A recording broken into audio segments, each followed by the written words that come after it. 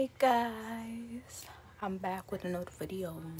Back to MrBallen, and gonna be reacting to one of his old videos called Police Undercover Terrifying Secret in Family's Basement.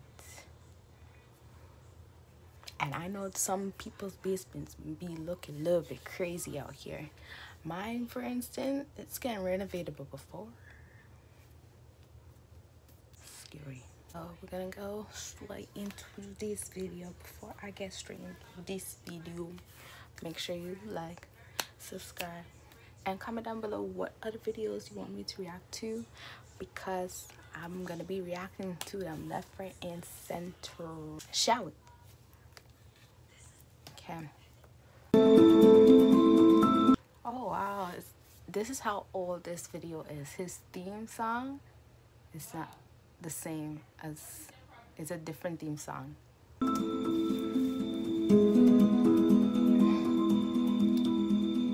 In 1986, Annie and Jessica Andrews, who are teenage sisters, unfortunately lose their mother to cancer. It was a relatively abrupt death.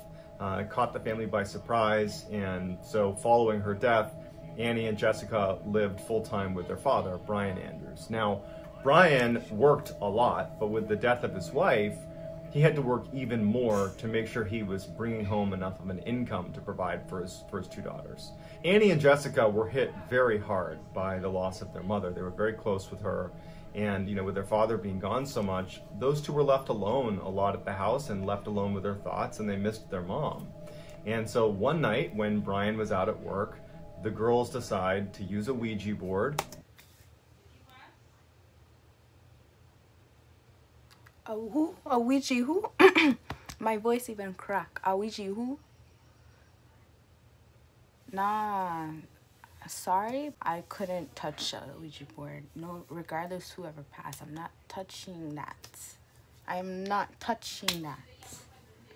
Why? The stories I be hearing about these Ouija boards that goes wrong, they connect to something that's not their loved ones. Ay. Here we go. The story already started off crazy. And to try to contact their mother. And they would even admit that they didn't really expect anything to happen. They just wanted some sort of connection to their mother, who they missed terribly. So they went down in the basement, they got out the Ouija board, and they have like a seance. They didn't really do much research into how to do it or what to do. They basically just started kind of asking if their mother was here, could she give them some sign? And so they have this kind of Ouija board seance, and nothing comes of it. Brian is not home for this. Their father's not home, and it's just those two. And after, a couple of hours of doing this seance, they ultimately put it away. And in a way, it was kind of a cathartic experience that they got to, think about their mom really intently and kind of think maybe she could be with them right then. And in many ways, the seance was a success because it made them feel closer to their mom, even if it was just for a moment and if it was artificial. So they put the Ouija board away, and the girls go upstairs and they're kind of having a low-key night and ultimately decide to go to bed. Now, their father has not come home yet, so just the girls. They're used to this. This is how a lot of nights went. And as they're laying in bed, they both start hearing tapping sounds. Now, they're in separate rooms and they heard the same tapping sounds. Whenever I'm home alone and I hear some tapping sounds of some sort, I'll be like, this place is old. This townhouse is quite old and like loud and everything. So whenever it taps or anything, I don't faze about it because I already know the place is already old already, right? But if I hear a knock, I'm out of there. I'm sorry. I'm out of there. I'm not about it. I am not about no knocks. I'm not about hello. No. Goodbye. And in fact, Jessica would get up and come into Annie's room and say, hey, do you hear the tapping sound on the walls? And Annie's like, yeah, I hear it too. And the fact that they don't live in, what's it called again? I don't know if their house is townhouse where it's separated. I don't know if their house is separated or one of those houses by itself, individual houses, or if it's individual and you're hearing tap, tap, tap, tap, and it's your first time hearing tap, tap, tap, tap. That's very odd. While you were not too long playing with the tappy tap on the board, the Ouija board. I connect the two, I'm out of there. I hear it too, and they're listening, and there's silence, and they hear this kind of like tapping sound in the walls. They didn't know what it was. They'd never heard it before. And the girls, again, they miss their mother so terribly, and they were basically hoping that it was their mom. I get it, but I couldn't do it. I couldn't do it. I don't know. I couldn't do it. Them girls are brave. I couldn't do it. Knew it couldn't be, but they were hoping it was. And so they're like, it's mom.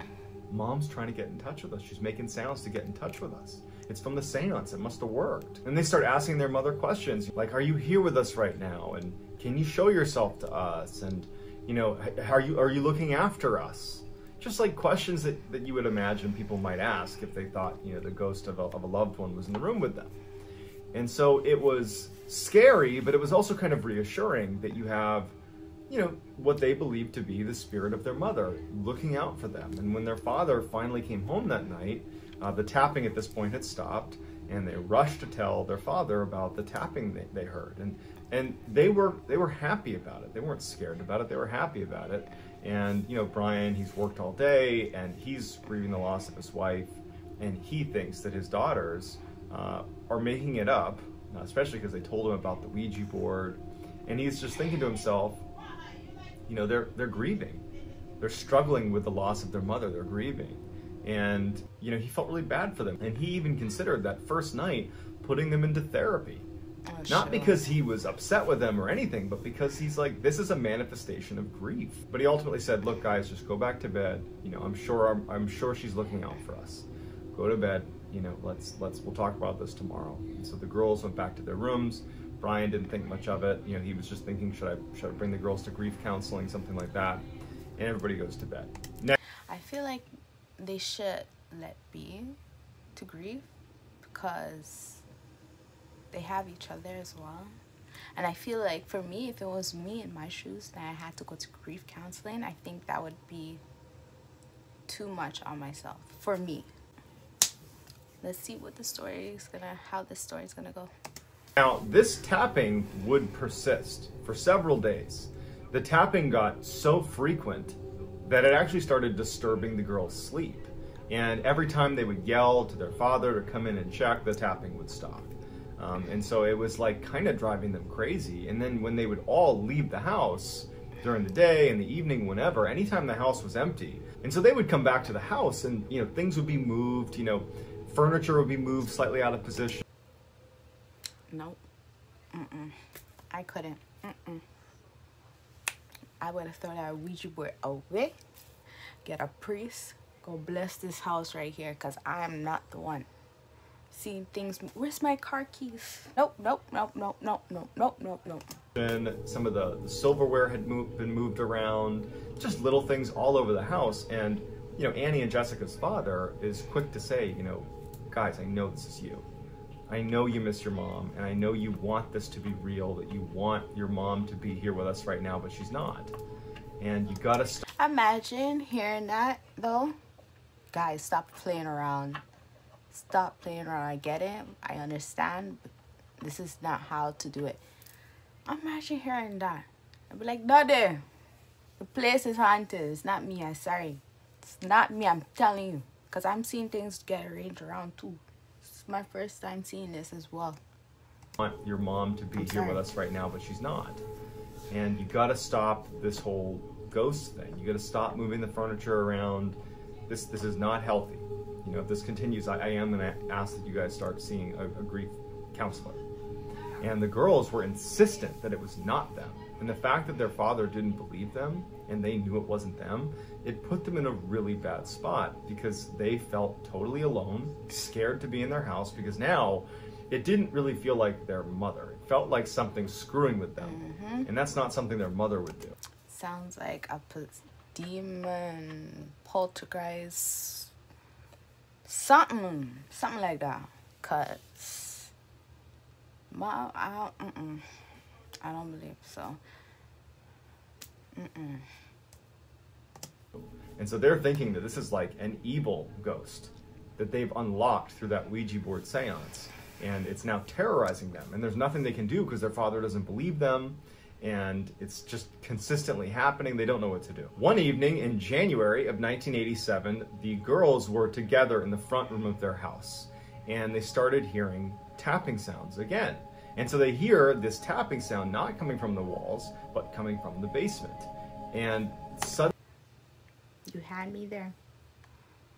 Basement? Here, tap, tap, tap in the basement. I locked that one time because I am not the one to be doing no basement. You know the Conjuring where I think they were playing clap clap or something. I can't remember the scene, but they were doing the clap clap and they always had to end up in the basement. I did not like that. This is what is giving me that type of vibe. I don't know. But hearing tap taps in the basement, not me. Suddenly they feel, some confidence, like they're going to go down and confront this thing. Because their father doesn't believe them. They're really good. Like I said, they're brave. Because I'm not the one to be touching no Ouija board in the first place. But I get it. I understand. But oh my God. That is crazy. They're brave. They're brave. I can't even, like me, I have a laundromat downstairs in the basement. And I'm trying even though it's not haunted in the basement anymore, even though it's renovated and all that, I still hurry my ass to finish the laundry that I have to do to get upstairs quick because I'm not about basements. The things I be hearing about basements nowadays just creeps me out. Basement has its own scenery of horror. Period. Period. I can't. But for them to face whatever's downstairs, what if it's a killer hiding in your house, playing tap tap jokes and watching you guys creep on you guys, watching you guys sleep and joke around and whoop, whoop, whoop. What if it's a killer? You don't know these things. Lord have mercy. Y'all just brave. Y'all just brave. Because their father doesn't believe them. They don't know what to do, so they're just going to go face this thing head on. So they head right downstairs into the basement, and there's nothing. The tapping stops as soon as they're down there, and they can't find anything. As they turn to go back upstairs, feeling a little... The sound effects, too. Ooh. Oh, my God. But silly that they're going to go fight this ghost. They notice writing in red that says, "Come find me, I'm in your closet." And they're horrified. Because now this is like confirmation that this thing... Did they witness the thing writing it out, saying that? Or was it just there? Because if it's just there on the wall, that could be a person or it could be something else. I don't know. Let's see where this story goes. Is screwing with them. It's not their mother. And it's now interacted outside of just tapping. It's actually writing on walls. And so the girls run out of the house because this feels like a threat. They felt threatened by everything that was happening before, but it was almost like the writing on the wall was a step over the line. This felt like a direct, intentional threat towards the girls. Kind of absolutely taunting them and scaring them. So they run out of the house. Their father was not there. He was working. And so the girls ran next door to their neighbors and said, can we stay with you for a minute? Something weird's happening in our house. Smart. Very, very smart. For that part. I get it with everything else and how you guys went about everything. But this is one of the smartest moves. Because you never know. It could be a killer. It could be anything. It could be anything. It's a smart move. They began to get into the weird writing on the walls, but didn't really go into too much detail. And the neighbor said, we're just going to wait for your father to come home before we do anything. And so the girls stay with the neighbor. Brian comes home. As soon as they see Brian pull in the driveway, they flag him down. He comes over to the neighbors. Neighbor pulls Brian aside and says, here's what happened. They came over here. The girls are hysterical, and they tell their dad that there's writing inside the house. And so Brian... his first reaction is, this is out of control now, guys. This is too much. He goes over, though, with them to the house, And he goes into the basement and he sees the writing on the wall, and his thought is like, now you guys are, you know, defacing our property to live out this kind of fantasy. And so this for him was the line in the sand that they've now crossed. It's now getting totally unhealthy, and he ordered them to go see grief counseling. So that actually began at this point. Several weeks would go by with no tapping, no anything, just silence in the house. It was almost like whatever this was had stopped.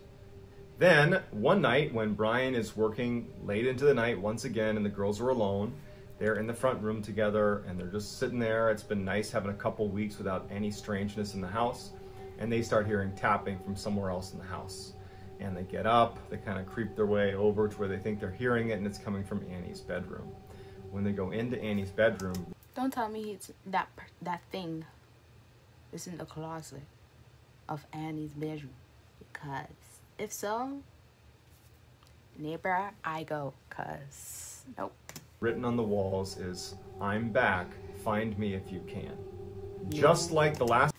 No, this is bringing me back to Conjuring vibes with that scene. They're playing hide and go seek, clap, whatever that thing, game, whatever it's called. This is what it's remind me of doing, what it's happening right now. This is, nope, don't play with, nope, not me. Not I. Last time they saw writing on the wall, they run out of the house. They flee the house, they go to the same neighbor's house, and they say, "It happened again. You gotta believe me, it happened again." Oh, so they went. Smart move, girls. Smart move. The neighbor says, "Stay with me, we'll wait for your father again." Father comes home, same situation plays out. He gets flagged over to the neighbor's house. The neighbor says, "Hey, they're back again with the writing on the wall." And Brian's mad. And he says to the girls, like, "I put you in counseling. I'm telling you to stop doing this. Like, this isn't okay. It's not healthy." And he tells the girls and the neighbor to stay here. I'm going to go in that house and I'm going to search the house top to bottom to show you that there's nothing to be afraid of in that house. And so he goes back to his own house.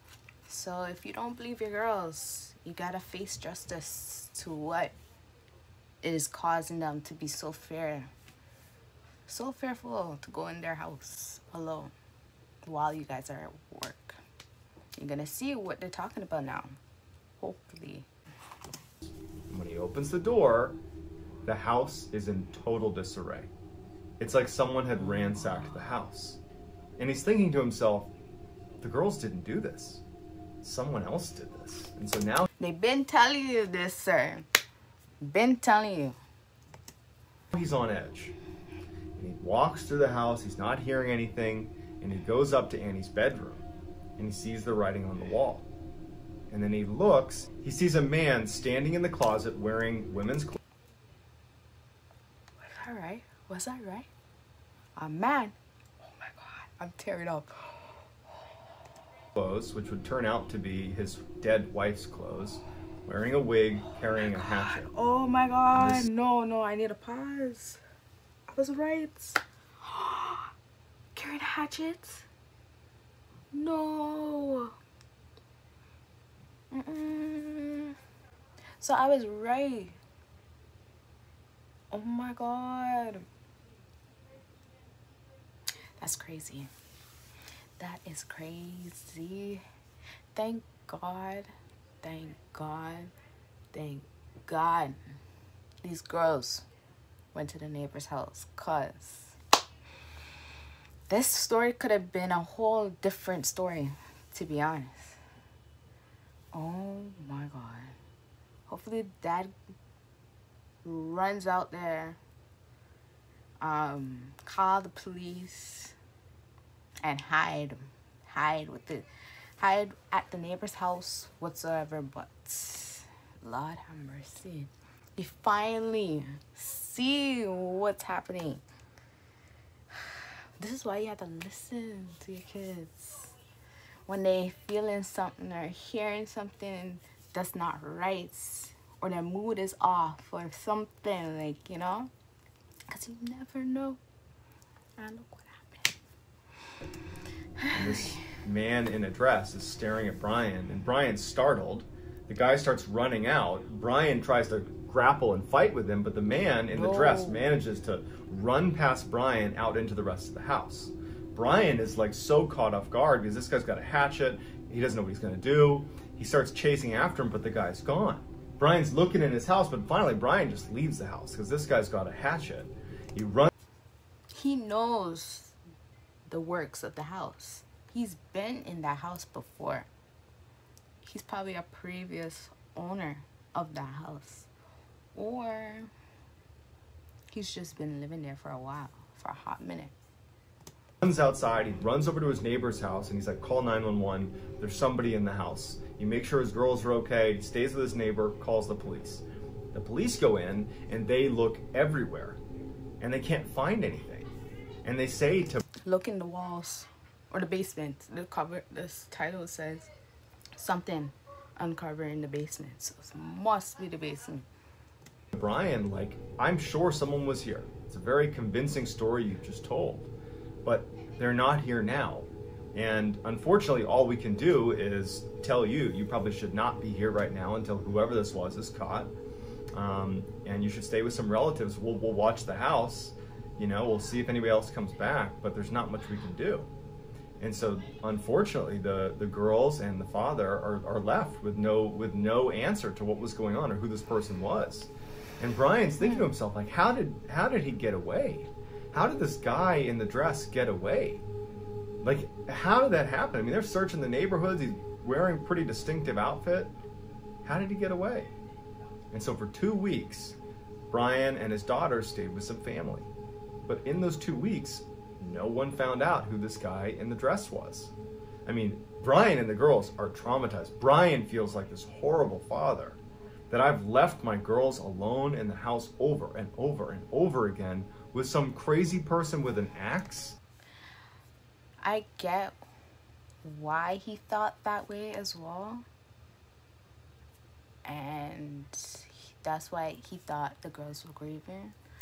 But for him to step into the daughter's like footsteps to see what's going on in the house, now he realizing what's really going on. It really shows. Now he's like, oh, he's, you know, feel guilty about it.